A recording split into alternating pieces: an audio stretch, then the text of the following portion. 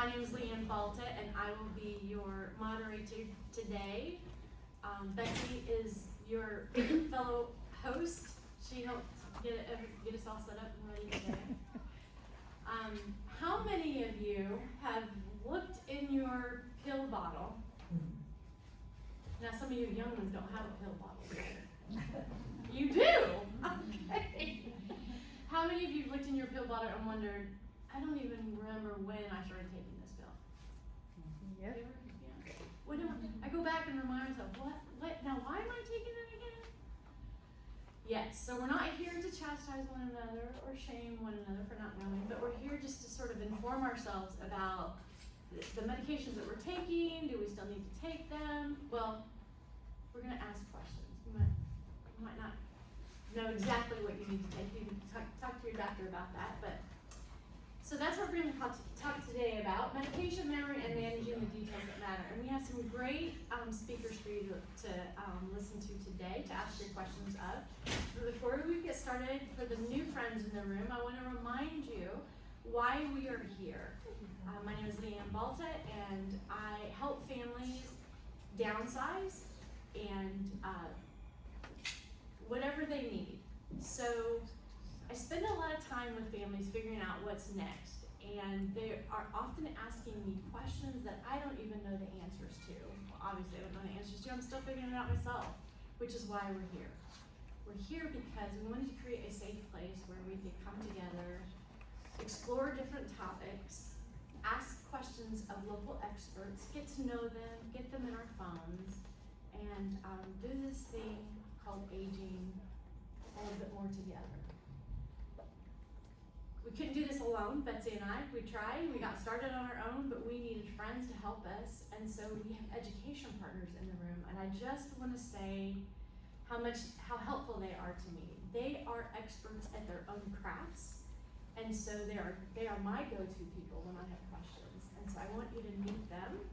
We've got Katie in the back of the room. Say hi, Katie. Tell them who you are. Hello, I'm Katie Maynard. I'm with Barrett Financial, and I help you look at the equity in your home and how to use that to either age in place or right size to a different property in a payment optional or no payment mortgage scenario. Thank you, Katie. Well said. Thank you. That was the easiest I've ever heard it explained. Because you challenged me I mean, to simplify it. Well done. Thanks. And well, hello, Thomas. You snuck in, didn't you? Almost forgot. Oh. We have Sarah and Lisa.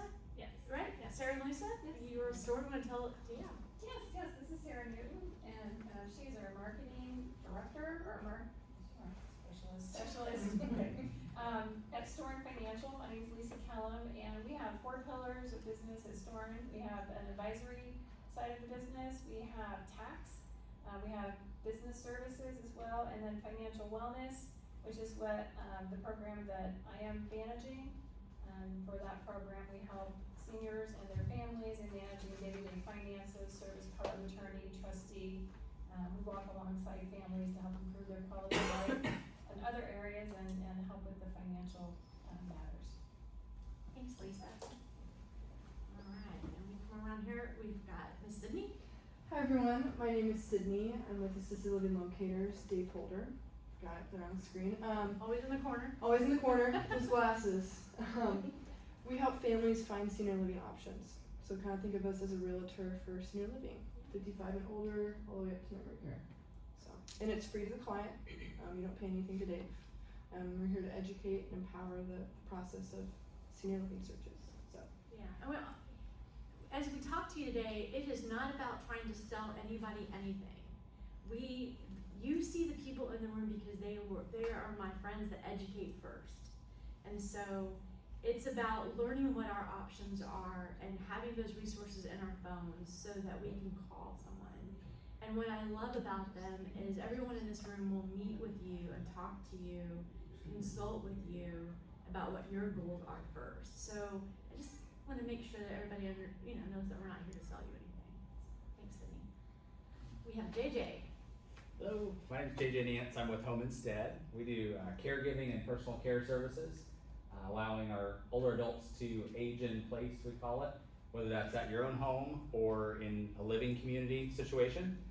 We'll build a layer of support with our caregivers to keep you safe and where you want to be. Anywhere from a few days a week all the way up to 24-hour care. So happy to share more if you want to stop by later and see how we can support you guys. Thank you. Thank you. Yeah, Miss Kayla? Hello everybody, my name is Kayla. I'm with Indiana Estate and Elder Law. I handle the marketing there, and so what we do, we work with wills, trusts, powers of attorney, getting all those important documents in place. We also work with Medicaid, and we also offer free consultations. So if you want any information about that, you can see me after the session. Thank you. Again, lots of education opportunities, which you just don't often get from a law firm like that, and I just really appreciate them so much. And then we have Miss Jonna. Hi, I'm Jonna with Harmony Senior Relocation Services. We help individuals when they're downsizing and moving to a smaller home or into a retirement community. So we help in 4 areas. We help you to plan, purge, pack, and place. Excellent. And say hi to Beth, because Beth is my friend that's here to help us with registration, because this is the one area that I really suck at. So she's here to help me with that. And she'd like to help me more, and I'm just trying to figure out how to do that. But thank you, Beth, for being here.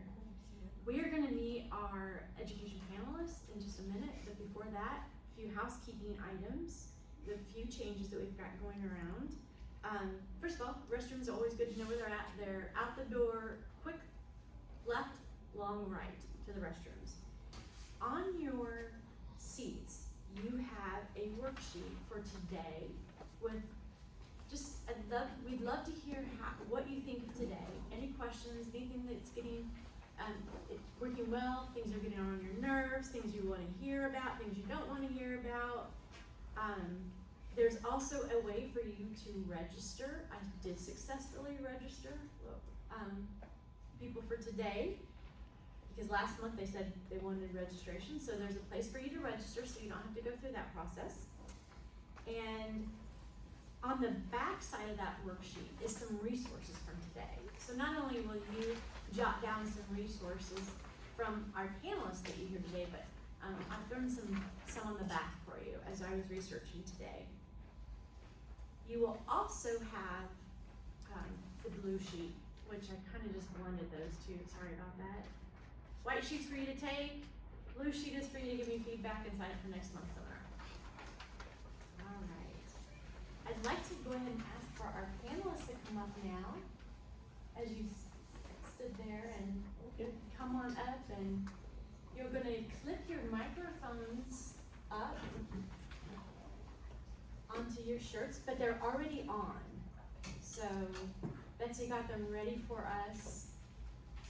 And we always leave them there because we don't want to go to the bathroom with them on, so. Which has happened. Great idea. It has happened. It happens. Yeah, I bet.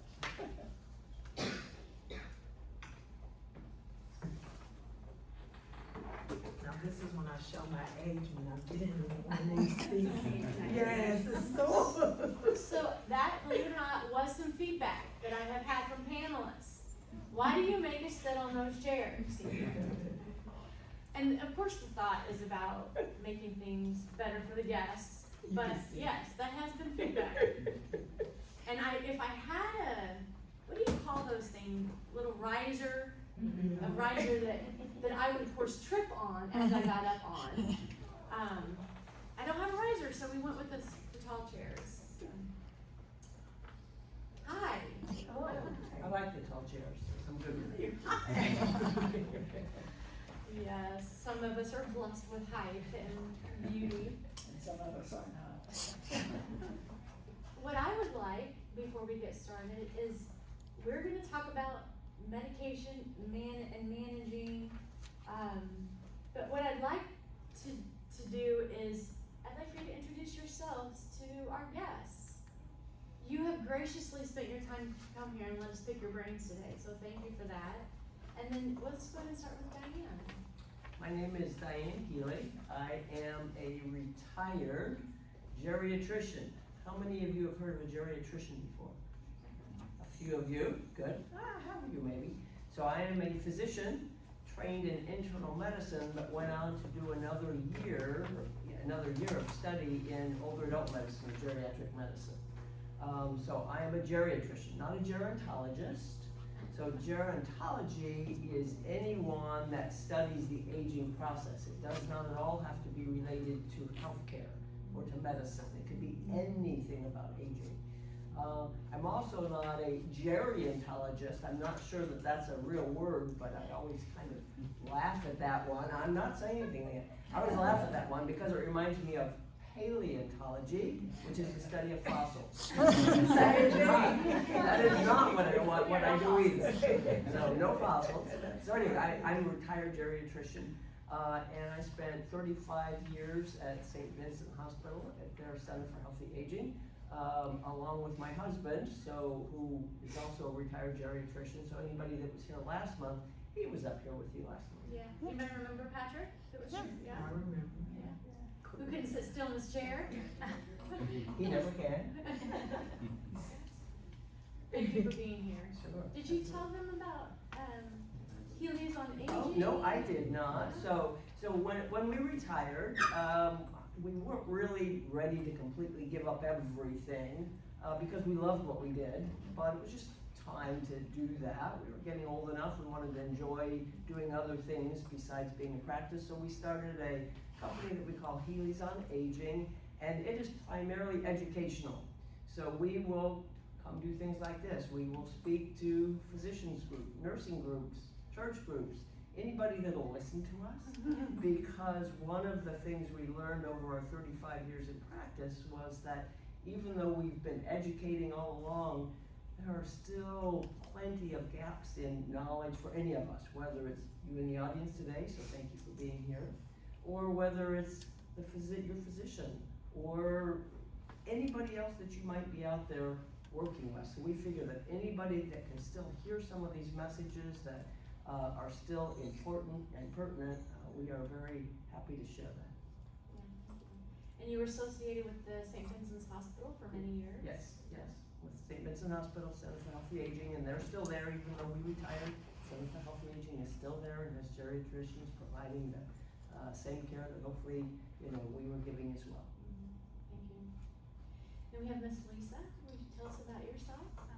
I'm Lisa Dimitrov. I'm currently a pharmacist at IU Health downtown at Methodist and University Hospitals, and I'm a Purdue grad. I currently work on the orthopedic and trauma unit at Methodist, so I deal with a lot of broken bones, and I deal with a lot of elderly patients who are admitted with broken bones. And I also worked at St. Vincent for 14 years in the ICU there, but I left St. V's and worked for IU Health. And Lisa, you took some time off work to be here today too, didn't you? A couple hours, yes. I'll be going into work after this, unfortunately. So.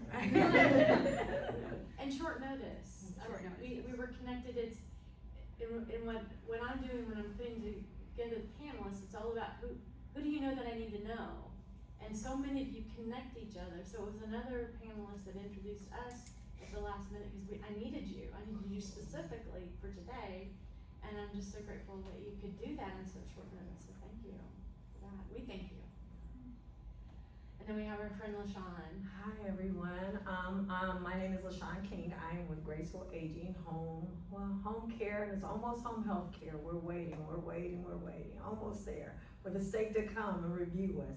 So we have been in business 7 years. My daughter actually owns Graceful Aging, and so I call her my boss daughter. So it has been, it's been actually really, really awesome, like working with this population. I'm really, really learning a lot, especially like the other day when we were on that conference call. I was like, oh, it's a pediatrician for seniors. How cool is that? So yes, I'm learning a lot. So I'll be all prepared when it's my turn. Yeah. And we all know someone who, we're in this room, we're gathering information. It may be for ourselves, but it's more likely going to get used by somebody you know. That you're going to share something you just learned from somebody that you know. So, LaShawn, thank you for being here. I'm sure you're taking a break from work because you're always working. That's okay, yeah, but I'm glad. I was like, it's all time to just. Nice. She's been here so many times. She almost knows. The OG. Yeah. She knows like, take a breath, yeah. So I just appreciate you being here, always willing to pitch in when I need you, so thank you for that. Statistically, nearly 40% of adults take 5 medications or more.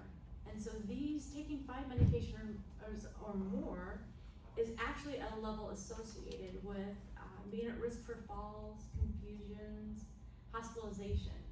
So I never really thought about all the medications that I take putting me actually at risk for falls or confusions or possible hospitalizations. So with that in mind, we're gonna ask questions for about an hour, give or take. And then I'm gonna open it up for you to ask questions. Without further ado, I'm going to put Miss Lisa on the spot first. Miss Lisa, I wanted to ask you, will you talk to us a little bit about this concept of hold on, make sure I say it right. Polypharmacy, and why does it matter? What is polypharmacy? So polypharmacy, is by definition, if you're taking 5 or more medications that you take for chronic conditions, and it's typically in older adults, and as you age, you can experience more adverse effects by taking a combination of all these medications. And so the problem lies then, you're at risk, like Leanne said, for falls, for breaking bones, and unfortunately, it's kind of common practice in Western medicine where you might be prescribed a medication and then you're having a side effect. So instead of the doctor stopping the medication, they'll add another medication to treat the side effect. And then on to the point where you're taking, I see patients take a list of like 20 or 30 medications when they come into the hospital. Because one of the roles that we do is we take medication histories. Mm-hmm. So sometimes, I'm just like, how can a person remember to take all these medications and how is it safe? So I always try and work with the providers that I'm working with, whether it's physicians, geriatric physicians if they're consulted, nurse practitioners, physician's assistants. When I see a list like this and when I see patients who come in as a result of one of the medications possibly having contributed to, the fall or the broken bone that they end up with, to try and what's called deprescribe or stop some of these medications. Deprescribe, that's something you don't hear very often. No, we are taught to prescribe. As a physician, I was always taught to prescribe. And no one, until I did the geriatric training, ever really taught me to de-prescribe. In fact, there was a physician, character, a guy many years ago who said to my husband and I, he'd never seen a physician get paid before to take people off of medicines, as opposed to just put them on. You're gonna find me talkative today because this stuff obviously is just in our wheelhouse, but I'm going to ask Lisa a question. Oh, So perfect. I think, like 10 questions for Lisa I think I just heard you say, and totally agree, that the more medicines, the more potential for drug interactions and side effects. So anybody that's out there that's on more medicines than they think they should they just be stopping them? No, you need to work with your doctor to de-prescribe, because there's a lot of medications, especially medications if you take that for anxiety or depression or anything that's works on neurotransmitters in your brain, that you don't want to abruptly stop those medications, because then you can have withdrawal symptoms that can also contribute to having problems. So you need to work with the doctor to see if it's something that you need to slowly taper off and stop. Quick question, Sure. can you consult with a pharmacist to do the initial review of, okay, here's my list of whatever, 10 medications? Do you see any, issues? So I think Is there such a pharmacist? there's pharmacists who work, they're called ambulatory care pharmacists, who work in some of the offices and some of the clinics. So I know IU Health has a lot of pharmacists who work in their IU Health clinics. I don't know if your prescribers have any pharmacists that work with them. I know Community does as well, St. Vincent does as well, but unfortunately for you just to go into your retail pharmacist at CVS or Walgreens, they're so overwhelmed Right. that they don't have the time. But you can certainly ask your doctor if they Well, work. I noticed that, I use IU Health for my primary care, and I noticed that when I first started going there, they had a sign that said, you know, we have a PharmD, you can, you know, schedule a consult with them. And then the last time I was there, I noticed that sign was gone. So I don't know And if they're years not ago, I providing don't- that service anymore, or, I guess it depends on the clinic, you can always ask. yeah. Years ago, and I don't know that they still are working, there was a pharmacist, cause I remember reading about them. There was a pharmacist that, you know, you could call, I mean, they were totally, you know, on their own, they, you know, I mean, you paid them. Oh, For them to do a review with you and go over your list and kind of talk about everything with you and what were the thoughts on, you know, the importance or, you know, what, in other words, what things might you go to your own doctor and talk to your own doctor about so that you could see whether you should still take this, whether you need more of this, less of this, if there's something missing from the list, something should be taken off. I'm not sure that service is still out there, but It may have had something to do too with like a great idea. Maybe there wasn't a lot of requests for it, Right, or or could have just been a it's been out staffing there. issue. Yeah. Yeah. Well, the other thing I've noticed as I get older is that I'm starting to collect doctors as well as other things. And You're So- a wrangler for the doctors, so yeah. you get, you know, one prescription here, one prescription there, one prescription there. And I have noticed, I'm rather anal about this kind of stuff, and obviously, and, I have noticed that they're not always well versed in the side effects of what they're prescribing. And so, like recently, I had what I thought was probably a, you know, a reaction or a, you know, side effect of a newer medication that I was put on. And, he didn't know. And I'm like, well, I'm reading it here, you know. Lisa, that's a good question. Well, and sometimes the problem with the newer medications is you have the drug rep who comes into the office and then they give you like this spiel about why you should prescribe their medication, and if you don't do your research to find out what are the side effects, what are the drug interactions, what are the contraindications, and you don't know that, and then you go to the pharmacy and then, I'm not gonna trash talk retail pharmacists, but you might go to Walgreens or CVS where they're filling 500 or 600 prescriptions, and that pharmacist gets a pop-up that says drug interaction, but they just like blow through it. So then you're Right. gonna take the medication and have that side effect or that interaction that might land you in the hospital because Yeah. somebody didn't know that could happen. So they do get notice of it happening when they're filming or whatever. At least they used to when I worked for Walgreens, like if you're, I mean, I have patients who come in on like 2 SSRIs, which are antidepressants, so like Prozac or Zoloft or Cymbalta, and it's like, when you get that prescription to fill, it should pop up to say this is a duplicate, do you really wanna fill this? And they just zip through it, and then you have Gosh. patients coming in with 2 antidepressants of the same drug class. I've had 2 patients on 2 statins coming in, so it happens. And in terms of the side effects, I mean, if you look up any medication, It's I gonna mean, have a side It's gonna have. so your that. doctor is Yeah. not gonna know Right. every side effect. But even the commercial guy has them just like da-da-da, he's doing all kinds of things in the background while And they're you rolling. may Oh, die. as if it's Yeah. right? My husband and I are As if looking it's at always each other. been ruined, Your watch eye from this. Yeah, Your yeah. dialysis. Do you see, side effects where you didn't have side effects when you started a medication, but as you get older, you might see side effects on that same medication that you've been taking for Sure, a yeah, while? it's possible, Is that possible? as you get older, you know, your kidneys stop working as well as they have, so a lot of the medications have, renal dosing adjustments, so if you've been taking, for example, gabapentin is a medicine a lot of patients are on, as your kidney function worsens, you should adjust the doses because it'll accumulate in your bloodstream and you can have side effects, so it is possible. And this is such a dangerous, with the interactions and the medications that we even hired a pharmacist, like we have a pharmacist on staff, so when we do assessments, we actually have them review the patient's medication, and we'll flag, if we see anything, we're like, hey, let's take this to the primary care doctor. Yeah. Because it was so, we saw it so rampant, right, through the population, because to your point, those retail, they just don't have the They don't time. have the time. They just don't. I wanted to, Nancy, and then we'll go back to. One of my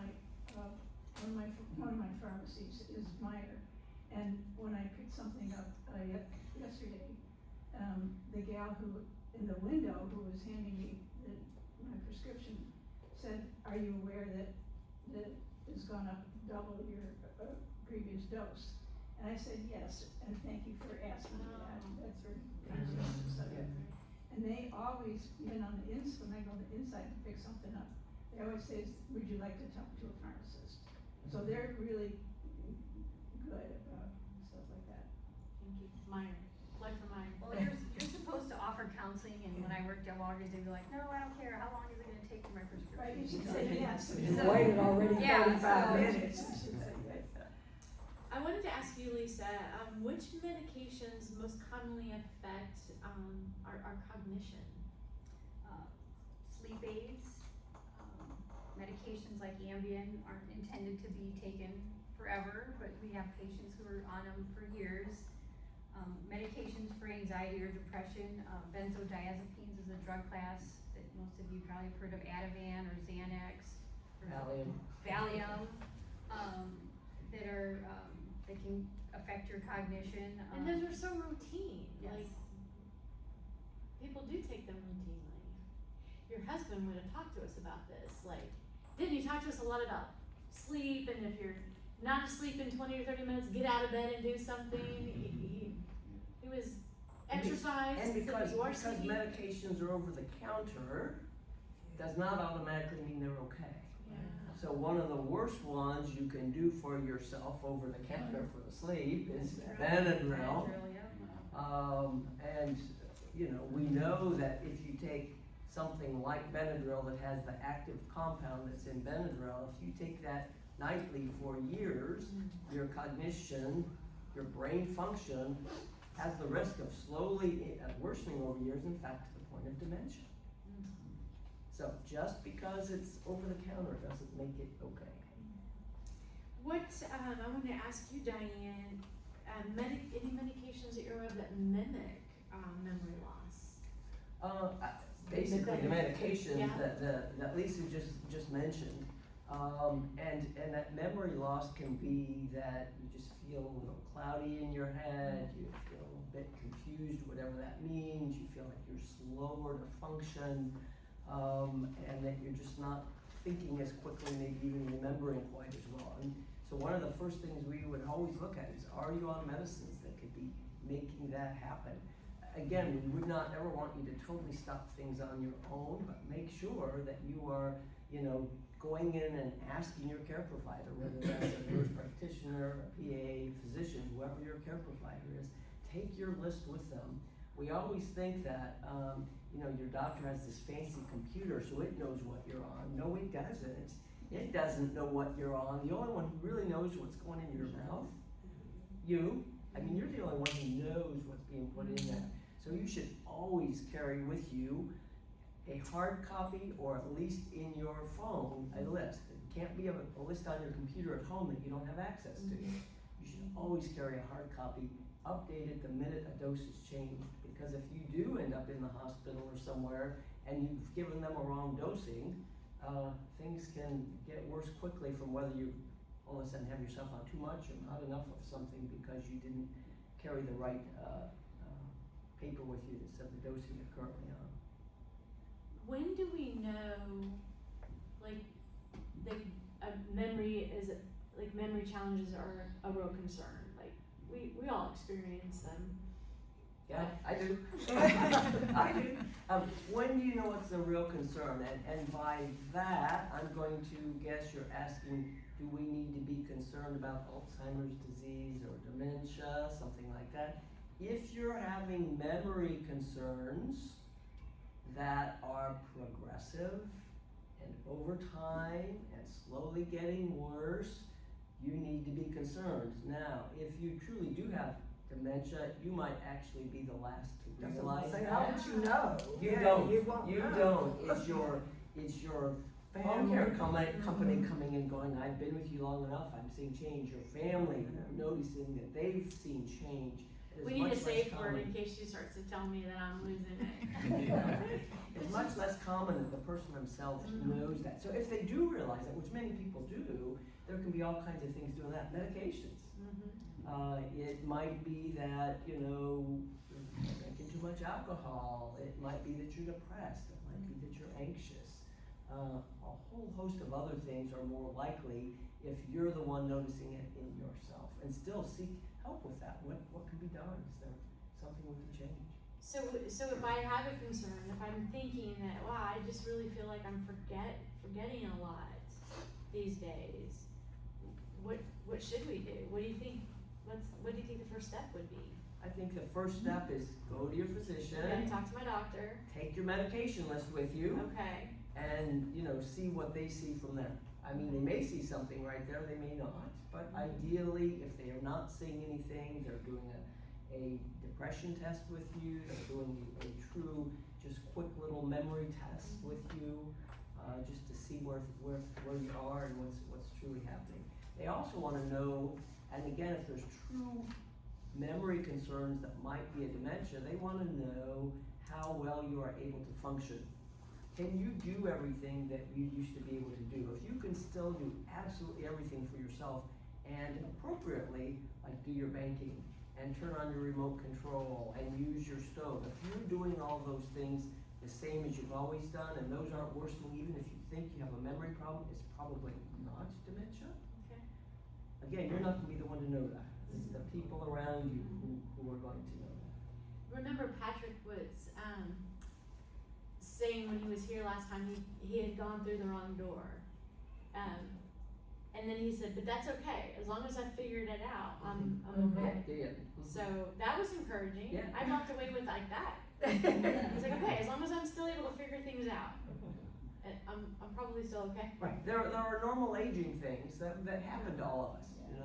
I mean, word finding, coming up with someone's name. Yes. Remembering where you did put something, what was that one, kind of like the door, an hour later you go, okay, duh, I know where that is, or I know what happened to it. You can recall it. Yeah, but it might not be immediate. Right. You can continue to learn new things as you get older, it's more slow, but you can continue to learn. Now, back to the points on the microwave, or maybe more likely the computer technology and the remote control. If you've never been able to use it, don't worry, you're okay. If you could use it before and now you can't, that's the concern. Little things that concern my husband's mother had dementia, and it developed very fast. But now I'm freaking out because now I'm noticing things like he would never forget his wallet, and now he's forgetting his wallet almost every time that he goes out. So then I'm noticing, is he changing patterns? Is he just not doing what he always says? Did he change the wallet and didn't like it subconsciously? Did I give him that wallet and he doesn't like it? I don't know, but little things that I pay attention to. I saw a little video that I shared with Leanne. It was a TV show, and it says the people that you love, you know them, and that's when you know this is not the person. They will never forget their kids, or they would never say this, or they would never. These are the little things that you need to notice to make sure that you're advocating for them. If I remember both of my phones, then my family would know something was wrong. Yeah, because I forget them every day. So if you remember. Yeah, if I remembered, it would be the opposite of me if I remembered. Yeah. And I always turn the wrong way going out of the hotel room. Okay, so, if I were doing that, 5 years from now, turning the wrong way, that's normal for me. Exactly. Okay? If I ever start going the right way, is when we know I'm in trouble, right? So it's kind of whether there's a change in something, and when there's a change, and it's not just one time, obviously we all do something one time, we're having a bad day, we didn't sleep well, whatever. One time doesn't, we're all allowed one time, even a few times, but it's when it's progressive and continuous that there's concern. I think it's really sweet that you were like, did we move like his favorite table, and so now he's just out of his routine. So. And I think I discovered it since I broke my foot. We had to switch sides on the bed, so I wouldn't have to go around to go to the bathroom. And then it's not the same table. When he got ready, he would get out of the bathroom, and then it's his side table, and then he will pick up. And now that he has to go around, and like that's it, because I started like, what did we change that now he's like, because I worry for him, and It's top of mind for you. Yes. Because his mom just went through this a few years ago. Yeah. LaShawn, you're around a lot of different people. How do you know when someone may be mismanaging medicine? Like, what do you see?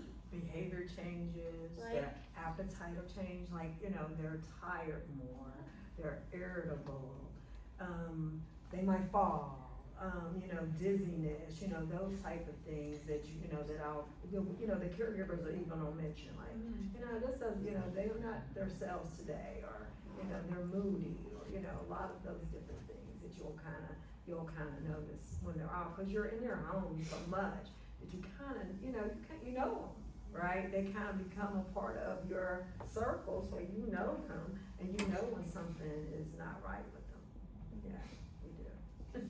What do you tend to do when you start to notice that, or the girls or gentlemen are coming back to you and saying we think something's going on? Yeah, well, definitely we speak to the family, and we kind of, to Diane's point, hey, let's maybe make an appointment with the doctor, let's get the list of the medications, maybe the doctor prescribes something new that they're having a side effect to, you just can't, you never know. And then what I'm learning is that our clients take a lot of medicines the doctors don't know about. So I have one patient, he's infamous for this, we'll set up all of his medicines, and he'll come out of the back room with a whole nother set of pills, and you're like, well, where did these come from? You know what I mean? And so it's just, when the doctor sees it, their office, and when we see it home are two totally different things. So, there might be taking vitamins, things over the counter that they are thinking, oh, it's over the counter, so it's okay, but it could be, have an effect with the medication that the doctor prescribed for them. So do you encourage them, LaShawn, then to either take a list or take the whole bag? everything, or whatever? everything, take everything. When they do their little, their checkups, I want them to take everything. I don't care if it's one a day, take it. Because the doctor needs to see everything that you're taking, because you don't know if this is causing a side effect for them. And they'll just so easily take medicines, And, I have one guy, he would have hospital stays. So you would prescribe him something, you would prescribe him something, like whatever hospital, and he would just keep taking them. And then some not bashing pharmacists, but sometimes in those big boxes, they'll keep refilling medicines that the person has been off of forever. And they'll keep, I had the flu last year, and I went back, and here they gave me the flu medicine again. I'm like, wait a minute, I don't have the flu. But I thought about what happens if I'm 80 years old and I'm taking 10 medicines. I wouldn't have caught that. I would have taken the medicine again. So that's why you have to kind of be your own advocate. The family really has to get involved with that medicine. That medicine is a slippery slope. Yeah, that just scares me the most out of home health is that medicine. To your point, how can our families be advocates? How can we be families for our friends, our partners, without taking over? And that's the thing, you have to still let people be able to control that. You don't want, they're not children, right? They're still grown-ups, so you still want them to be able to do as much as they're able to do. Now, if you have someone that's, not remembering at all, I can't expect them to set up their medications. That's not gonna work, right? That's a big part of what, is it? Like your family can set up your medicines, but your health. The home care Home can, care. right, but the home health people can, cause they're skilled. And so, yes, families will set up the medications that they have all these fancy, pill things, AM, PM, noon, it has like suns on them, moons on them, different things. Yeah, to kinda, clue, give you those cues to take the medicines.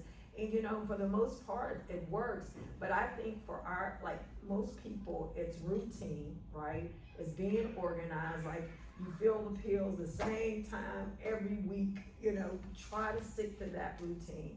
And I think letting a person be a part of it, the client, the patient, I think that helps too, because that's educating them, that gets them, because what happens on the day that I maybe can't get to mom's house to set her pills up? You know what I mean? But she's such in a routine, she can, okay, I can, you know what I mean? So keep them a part of as much as however much they want to be a part of. I I say, let them, don't take all the control from them. They're not children, and sometimes we just wanna run in, okay, it's just easier for me to do it. I did it with my kids. It took you too long to tie your shoe, I'm just gonna do it. But you have to learn to be patient, you do, you have So great. to. I live by myself, Yeah. and I take a lot of prescriptions, and I've got them on a spreadsheet, Mhm. and I mark it off when I've taken it. And I'm pretty good about it, but sometimes I take it and I don't write it down. And then I can't remember if I took it because I did it every day for the last year, and it's just the same, and I don't remember. Sometimes I remember to turn the bottle over, and I don't write it, I turn it over, and go, okay, I took that. But did I turn it over last night or this morning? And it's becoming a little problem. Sometimes a routine messes you up too. So, my question is, if you have any tricks, for I don't think I need somebody to do my meds for me. I mean, somebody could help me for sure, but I don't wanna pay somebody yet. Right, to do right, it. right. But if you have any tricks, like John said, speak it out loud that you took it. Or set yourself an alarm, do the little alarm on your phone, and it'll make it buzz. I know it's annoying, but I call No, it. if I would remember to write it down, I don't need to make an alarm. But if you have it already set up that's reoccurring and it'll, like if you set it at 12:30, right, it's gonna do it at 12:30 and that's when you take your medicine. And then that way, rather you'll like, oh, okay, I've gotta take a look at it. I need to see if I took the medicine A. And if I, make sure that I've taken it, right, and I've turned it over or flipped it over, whatever your system is. Just make sure you're doing your system. The alarm system just kinda works for me. Sarah has an idea. Yeah. I have an idea. Yeah, give me an I have idea, it- Sarah. I'm probably not old enough to. But I have, morning, afternoon, and night medicine, so I have a pill printer, and it's days like 1 through 31, and so there's a box for the morning, night, afternoon, Yeah. and night, but it has the numbers of all the days of the month. So if I know that morning of day 1 is empty, I know I took my morning meds on first. And if the afternoon is empty on the 3rd, I know I took that medicine on June 3rd, and that afternoon is done. So That's a good one. but you just have to make sure you do it on the day that pill box Yes. said. So I don't know if you cause I sit down. But she has a lot, yeah, she has a lot of them. They don't make a box big enough for me. Oh. Seriously. You probably shouldn't be on all those medications. Well, I have a doctor who works with me very well, and if I have questions about something, and I've been able to say to him, I should not be on this one anymore, he'll go, okay, but he doesn't, I have initiated the discussion. And, and I was in the hospital not too long ago, and they prescribed us, a drug that, helps the lining of your stomach.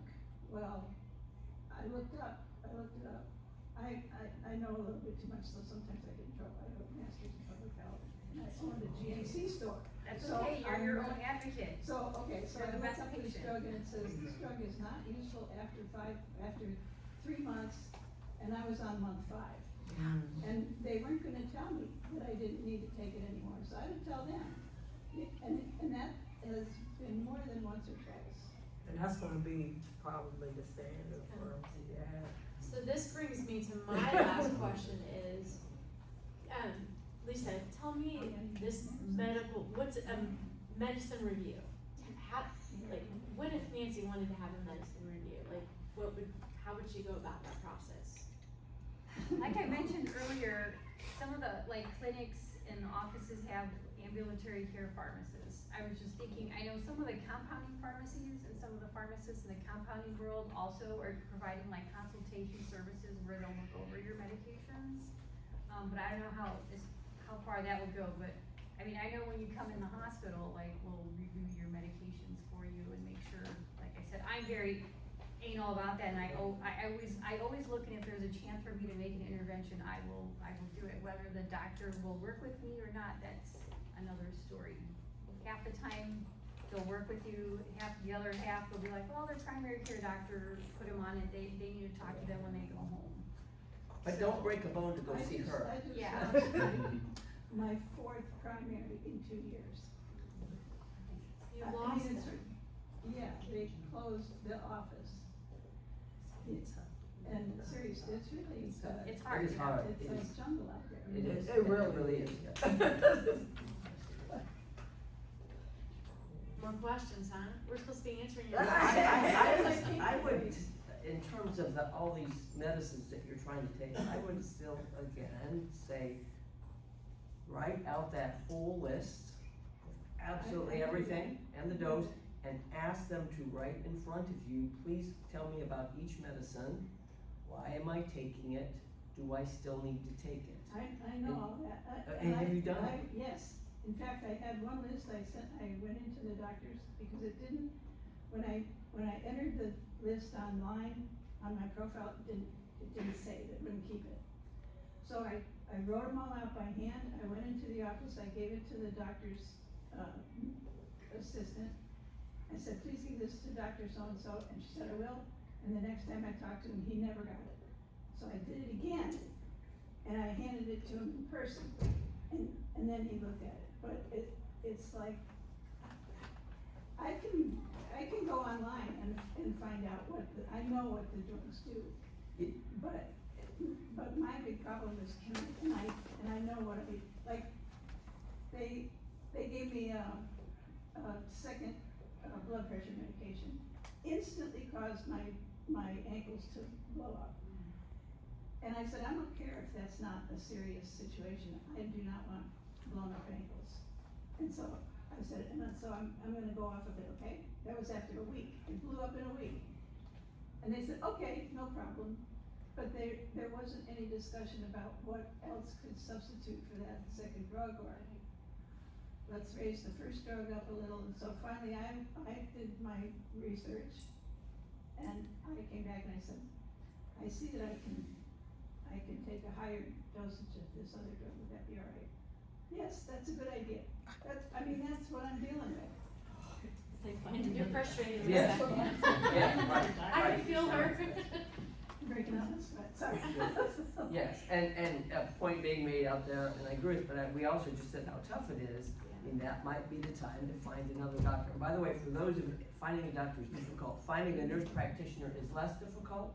Nurse practitioners can be awesome. They're also nurses at heart first, so they're more likely to listen to you. That's right. So I would contend, never turn down the opportunity I love if you. nurse practitioners, Okay, and good. I've had a couple of Because them. I've had plenty The of people most say recent one that I really liked, she moved with that whole, she moved out of that particular practice and went with somebody that is only doing concierge stuff, and it's $300 a month. Functional medicine. So, Regarding Nancy's comment about saying stuff out loud, it's also useful, like, when I'm gonna go from one room to the other, I say, now I'm gonna go to here because I'm gonna get this thing, if you hear it, in terms of, it help you remember what it is, like, I believe in the hereafter, because I come in the room and I think, now what do I come in here? But it's the worst for pills too, like, okay, now, this is my morning dose of Eloquence, I'm gonna take it right now, it's 7:30, whatever it is, take it, so I don't have to remember that I took it in my auditory memory. It's useful, as many sensory modalities as you can use to remember something, the better.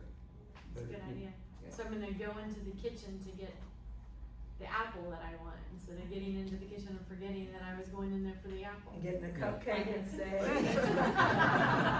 That's a different issue. Yeah, been there, done that. You ladies were giggling, is that because you were talking about the, I don't know. I'm getting what you were looking for, Yeah.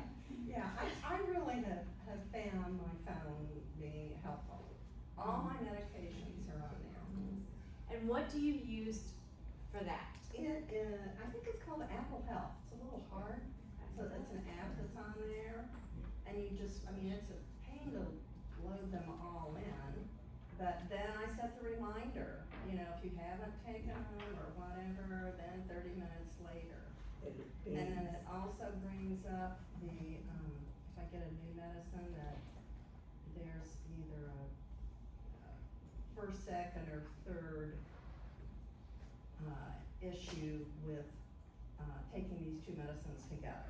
you know, it's minimal or moderate or severe, like, hey, you shouldn't be doing that. So when I add a new one on there, then, you know, I like I said, I just found it helpful for me compared to my husband. Yeah. How he does his. Or writing it down and it's on your desk at home when you need it now. Right, Yeah. right. So, I mean, you've got the reminder on there, So you can set that reminder that automatically every day at 7 a.m. goes off to Every day. noon and Every 2 day, p.m. and morning, noon, night, so, and or alternate days, you can set it however you want, it's a. so it's not that It's- each it's time more you're gonna set, I need complicated. it in an hour, it's automatically gonna do that for you, is that right? Yes. Okay. I Yeah, also and really then like the it's 30 connected day. to my watch also. Like that 30-day box that Sarah was talking about, where you can see if you missed taking your morning pills, but then if you have the issue that Nancy has, that they won't all fit in that little box, then that's, you know, another issue. Like 2 bucks. Yeah, I mean, it also tells you, if you go back, it'll tell you whether you forgot your morning ones or your afternoon, or you didn't put them on there, and so you can go back and look at that. So as you take them, you check it off, is that what you do in your phone, like in the app, you like, as I take the pill, like check it off? Okay. Well, I mean, you can either, you log them all in, or you skipped it, if you have some that you skip, you know, for, trying some different things with 2 medications. So if you skipped it and then, you know, see the side effects, but it's just kind of there with you, and then it's connected to your watch, like, it'll remind you again, did you take your You always say. 10 o'clock medicine? Thomas, you had something Oh, to yeah. add. So one reason why I was a little bit late, because I was watching Apple's WWDC conference, and they just made their announcements on the latest features of Apple Intelligence. And I suspect what's gonna happen is that, you know, you made the point about having to populate the app with Information, yeah. prescriptions. I think it's gonna be able to figure out your prescription What you're taking. and populate it for you in the long run. Well, you can always have Siri do it. Well, that's the whole point. It's a new version of Siri. It's called, okay. yeah, it's Okay. called Siri AI. Oh, Yeah. okay. So, there's some hope on the horizon. Yeah. I use an Android phone, but I'm an Apple stockholder, so that's. That's the reason why you were late watching that. I was like, did Apple stock just go up with the new announcement? Good, yes, Kim. I struggle with traveling and time differences. Oh, yeah. And especially with, when you're supposed to take your medicine with a meal. Now you're 6 hours off. How do you adjust it? Do you adjust it hour to hour till you travel? Do you wake yourself up in the middle of the night and eat? You know, any suggestions with traveling? I would say, just try to keep, like, if you're traveling to Europe, and usually those flights are overnight, take your, you know, your evening dose that evening, and then when you get to your destination, just get back on their like time schedule. Like if you're taking something 6 hours, like a morning and evening, I would just try and get back onto like that schedule, if that makes sense. Your Wherever you're regular traveling, wherever you're traveling to, get on your regular schedule. But you don't wanna overdose. But you don't wanna like If double you took dose. a medicine that's 24-hour slow Correct. release, you don't Yeah. wanna take it too early. Too early, yeah. So it'd be better, basically you're skipping it Yeah. for 6 hours. I mean, or 8 hours. if it's something like not important, obviously if it's a blood pressure medication, a blood thinning medication, some medications have long half-lives, and if you skip a dose, it's okay. Some people come in the hospital and they get upset if they miss their levothyroxine or their Synthroid for their thyroid, but that drug has like a 72-hour half-life, so if you miss one dose, you're not gonna have problems, it's okay. Good to know. You And just then, don't and then wanna also with double heat, dose. you're going to the beach, you have your medicine in the car. Yeah, you don't wanna leave your medicine in the car. You Yeah. do wanna keep it temperature. Keep it in a cooler, I guess. A cooler. Keep it somewhere cool. Don't leave it in the car, don't leave it in the sun. You'd probably cringe if you knew I keep my medicine in my pocket. I pull them out in the morning and I know I need to eat with them. That's okay. And so I stick them in my pocket until I remember to take them with the meal. Don't leave your insulin outside in the car in the heat, you know.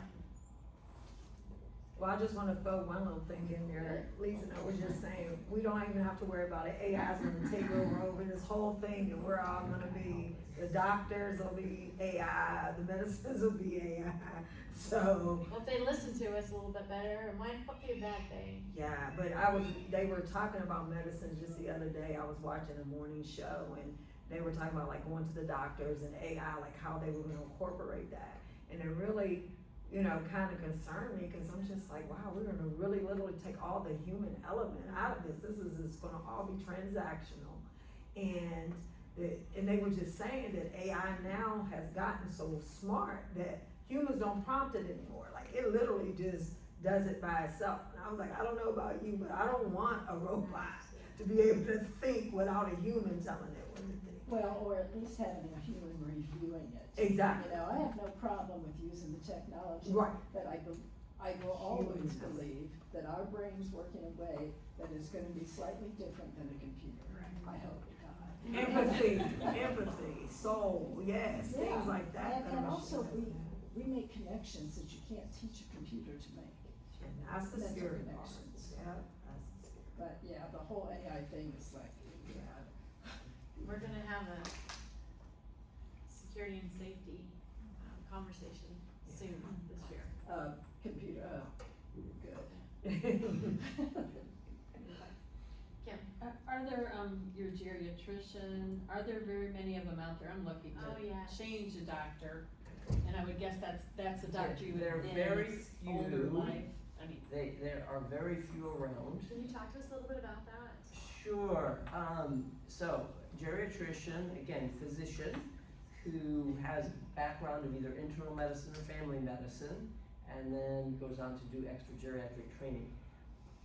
Geriatricians are all kind of different in terms of who they feel that they should be seeing as their patient. So it's pretty rare though, because there are so few of us, that anybody's out there doing primary care only. I have no idea your age, but to just look at you, if I were in practice, you look way too young for my practice and way too healthy. So many geriatricians, so I would have loved to have taken care of everybody, but you can only take care of so many people. So you need a geriatrician more likely if you have multiple chronic medical conditions, you're becoming more frail, function is becoming more of a problem, cognition is becoming more of a problem, your number of medications is a problem. So that's primarily who will get in to see a geriatrician, because otherwise, ideally, there's someone around who can help you if you are, not having all those problems that I just discussed. So back to even the medicine review, that St. Francis has a geriatric team, Community does, Health does, St. Vincent does.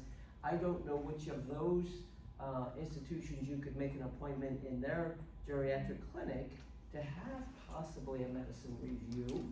For sure, if you're having cognitive issues or falls, I think any of those places, would be happy to do a review. And I think maybe even a medication list if you were concerned about your medicines and not getting anybody to look over that. Now, in that setting, most of them aren't gonna take over your care. There is a consultant, they're acting as a consultant in that instance. Good, thanks for looping back around to that, I appreciate that. Other questions? My doctor's office, I was trying to, reorder a medication that I only use for traveling, the scopolamine patches. And so we went an extra time, traveled an extra time, so I needed to order one. And the doctors, just said, well, you have to come in from medication review, which was fine for me. I mean, I saw the nurse practitioner and she went over every medication. And so it was really nice because that was what we were in there for, exactly. So, I appreciated that, so you finally got my medication, so you're on your trip. Good, thanks for sharing that. Yeah? what about vitamins? And I think probably a lot of problem with is internet. It'll say if you're on this medication, you're lacking in this vitamin, and how much truth is that? And I don't know if doctors can they even look at if you're low on certain vitamins. Is that something you should be, Sure. Yes. A lot of the medications do lower your vitamins, and I don't know if the practitioners really know that. Proton pump inhibitors, for example, that again are short-term medications that shouldn't be used beyond 3 months, and I heard recently now that insurance companies are gonna be limiting that, from one of the case managers I worked with, but patients are on them for years, and those unfortunately are also medications that you can't just abruptly stop, and those, medications, can cause patients to have osteoporosis, cause it depletes like your calcium and your vitamin D levels. So you do need a supplement, but, like I said, I don't think a lot of practitioners realize that. So there are medicines that will do that. So is there a So- blood test you would take, a blood So, test yeah, I you would mean, ask to take if they don't Routinely, normally if you give it? go in to see your primary care doctor, they should be doing like routine labs that will check, you know, your vitamin D levels, your vitamin B12 levels, because if you're deficient in those two vitamins, you can have a lot of cognitive effects, especially They're the not gonna B12. check Yeah. those routinely, They unless there's a should, concern. yeah. But, well, Medicare's not gonna pay for it.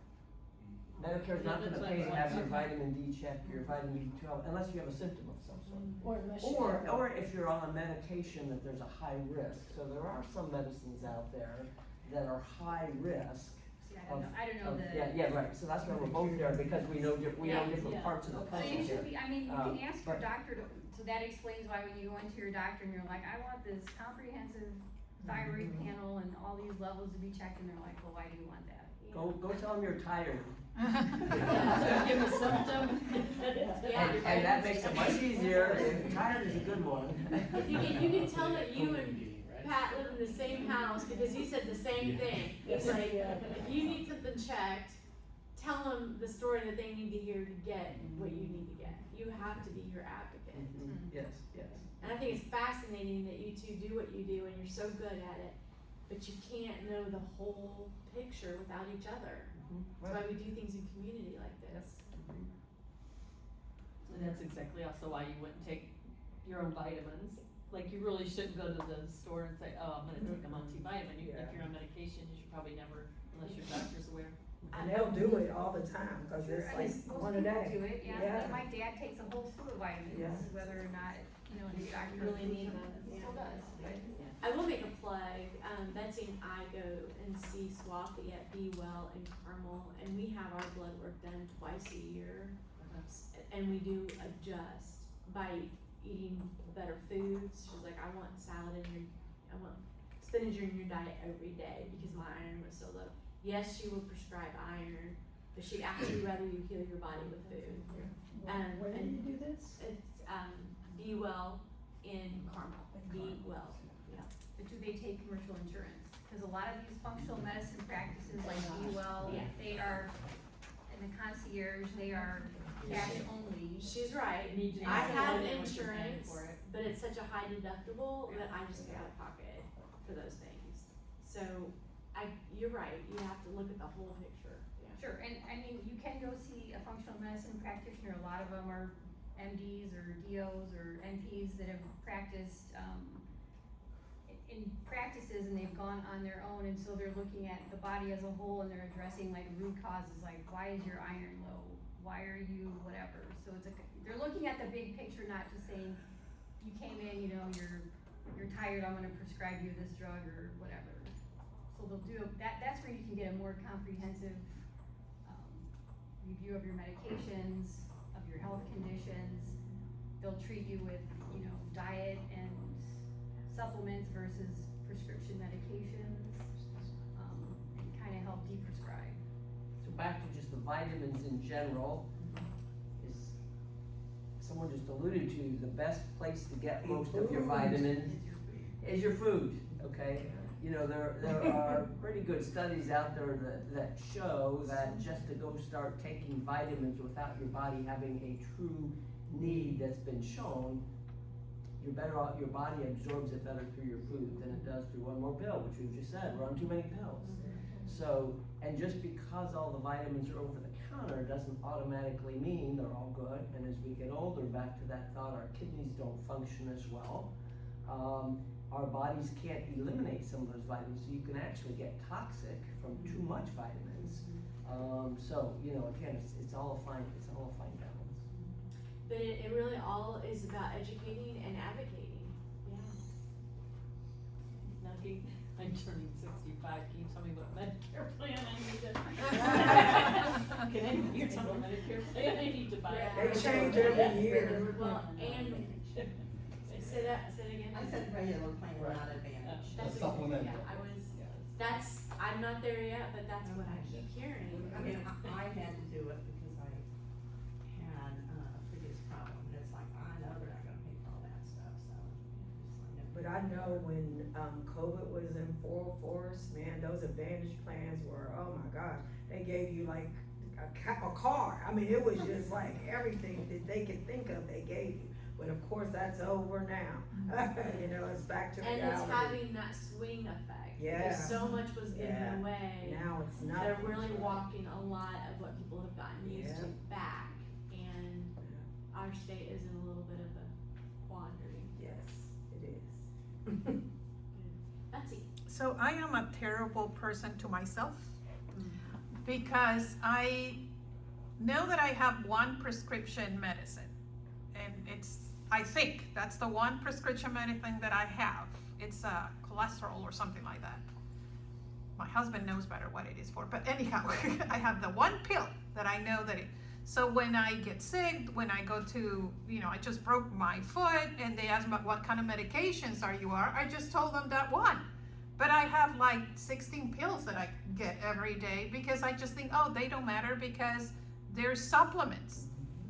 And then I now learn that, shame on me because I have to still tell them about the supplements that I'm taking because they might be messing up something if they're going to prescribe anything to me. You gotta tell them Everything. You know what vitamins you're taking, what prescription medications, because a lot of people are taking a lot of different supplements nowadays. I go on Be Well, which is where, I can go and I can find all my supplements and my prescriptions on there. So I have it someplace. This is my concern with having it on my phone, is if something happens to me, I'm not gonna have the fortitude to know how to get into my phone and So carrying that retrieve hard it. copy Right. is Yeah, really there is a, on your Handwritten phone, there's list or typed out emergency. list. There is Your on phone your phone, emergency. Apple phone, Okay. emergency, where they don't have to type in if, So that- medical person came, they could get in your phone without you typing. There is a app. The other thing, they can just hold it up to your face and it'll come up. Yeah, like CSI or something. Yeah. I heard when you die, it goes I up. have a question about the travel. Like if you were Oh, if you're If dead, I right. need to travel, what my pick up a day for refills is during my travel? How do I get enough supply before I leave? Oh, that's, Was your question if you're going on vacation, you're gonna need a refill while you're on vacation? Yes.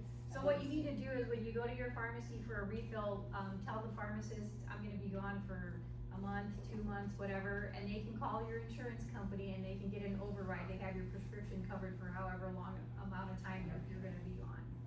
When I travel to the pharmacy. So you just need to talk to your pharmacist where you get your prescription filled and let them know you're gonna be traveling and out of the country, or you won't be there to pick up your refill and you'll need, say you're going somewhere for 3 months and you need like a 3-month supply, but your prescription's only covered for 1 month supply.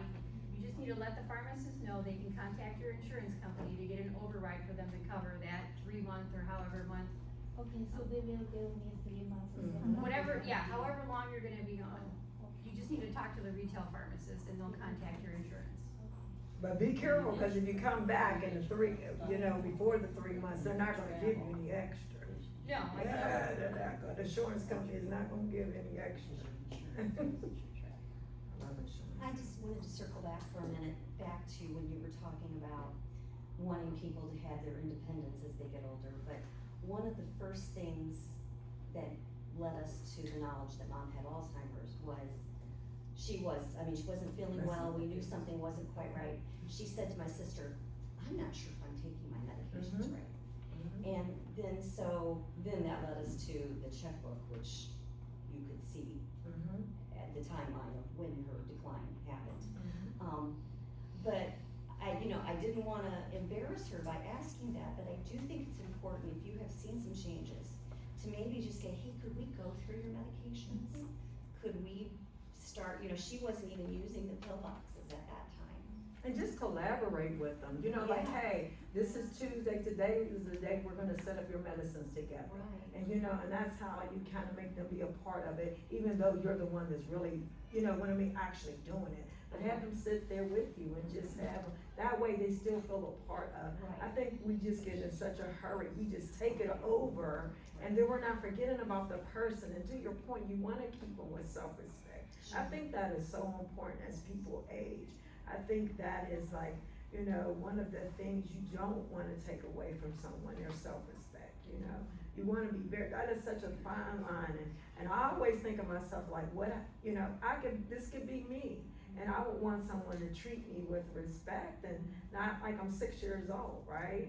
And so, even though she might not have the mental capacity, but hey, Mom, let's sit down. Right. Let's fix the pills together. Right, Let's, that's the responsibility Yeah. for doing her medications, but I would say, here, Mom, I'm putting this in Monday morning. This is Monday morning. Exactly. And then my dad helped her, but yeah, she did, for a while. Yeah. She kind of liked being a part of it. Yeah, and then But I wish that I had checked earlier and said, hey, Mom, I know you're having some health problems. Could you explain to me your medications? Cause she was on a lot of stuff. Yeah. And things that we had not, as children, looked into what she was taking. But I also don't know that, we keep getting better. That's been a minute, and so I want to make sure you're not hard on Yes. yourself, like, Well, we're more yeah. aware now that we need to be advocates for ourselves. And sometimes She passed in 2006, so yeah, it's been a while. She had it for about 7 years. And sometimes families are in denial too, right? You yeah. gotta think about it, this is emotional, this is your mom or your dad. And I remember as my dad got sick, and it was just like so hard for me to see him decline. This man was the strongest man in the world to me, and to see him decline, I was like tough. And I wanted to keep thinking, oh, he's okay, he's gonna, every time he got sick, I was just, no, it'll get better. You just really, like, no, it's not gonna happen, We were right? like, come on, mini strokes. Exactly. Let's have And it be then, anything but that. Yeah. So it's tough, it is, it's tough. We also live in an ageist society, Yes, so yes. prejudice against older people, right? So we assume just because you see someone older who says one thing wrong or does one thing wrong, what do you expect? They're old, and I'm gonna take over and do it, and that's what LaShawn was just saying so well, that we shouldn't be doing, right? If they truly need help, like you did with your mom, great, but there are many people who someone wants to just take right over and do, but you can't, it's a gradual before you get to that point. You don't notice it immediately. If we have an Alzheimer's or dementia, it's a slow process. My mom had dementia, and her daughter and her son-in-law were geriatricians. Do you think we were the ones to notice it? No. Her friends had to come to us and say, hey, and now she didn't live close to us at that point, and we talked to her all the time, but her friends had to come to us and say, yeah, I think there's a problem. So it's a gradual enough thing, so yeah, don't beat yourself up. And sometimes it worries me when people do live alone, because they don't have someone else that can kind of say, oh, that's why your group is so important, right? Keeping those connections. And Diane, the people that I see that are thriving, like are older, like I have a lady that's 104, and I see the way that she thrives is those social connections. That is, that's what I see. Like, I've been doing this now, that's what it is. I was like, here it is. Absolutely. That's the key right there. Is that she's not isolating herself, she's getting out. She doesn't care if it hurts, she doesn't care if it's cold, she's gonna keep herself out there, and it keeps her mind, so. I'm helping another couple downsize, and they're not much older than me, but we were looking at some lofts or some condos downtown, and it just is so cool, like Park Avenue downtown, right off Mass Avenue. It's such a neat experience. But we go into this condo building, and we went there on a weekday, and then we went back on the weekend, and the community came alive. Like, they know each other. They live in this big condo, but they all know each other, and I feel like what a special place to live, where people would miss you or would know that something isn't quite right. So, to your point. community is everything. Everything, as we're aging especially, I think it's changed a lot since COVID, cause like I lived in an apartment complex during 2020 and then 22, 23, and a lot of it, like, nobody socialized. I think a lot of it's changed since COVID, everyone's used to just like hunkering down at home and not interacting with your neighbors or other people who may live in a condo with you or apartment complex. and that's sad. It is. Very sad. I just, like, I live in a neighborhood where my houses are a good distance apart. I mean, come home and go right in the garage door and not see my neighbor. So just being out and about with this couple this weekend was such a neat experience, because you were shoulders with the people that you live with. You had your own individual space, but you also had this thriving community. It just seemed, it gave me some ideas. It was encouraging. I'll tell you all something. I'm a recovering alcoholic. I've been sober for more than 40 years, but I still go to meetings, and we have a very lively, large community of recovering alcoholics in Scienceville, and we all know each other, and we're very close to each other, and we see each other maybe once or twice a week or more, you know, however many meetings you go to. And so like you said, I live by myself, but my husband lives down the street. I got sponsees and a sponsor in AA that we're in touch all the time, and I'm sure it's made every difference in my life. Not just getting sober, but Your tribe. the communication of the community. And the fact that you're together multiple times a week is just Yeah, lovely. and when you share a meeting, people scrutinize what you're saying, and people would say, you sound a little off or whatever. I mean, it's an intense scrutiny. And when you work with a sponsee or a sponsor, there's a lot of sharpening of the countenance that goes on between you and the other person, so. You allow people to get to know you so that when you're not right, they can tell. Yeah, when you're starting to deflect or. Yeah. And COVID taught us that lesson, right, in real time, that we need each other. Just, for good, bad, or whatever, we need each other. We learned that real time. I think that was the lesson that we were supposed to get. I think so. I really do, and it's unfortunate a lot of people had to die for us to get it, you know. Yeah. I know, that was kind of little. Okay. On another note, is there any more questions before we let our panelists socialize?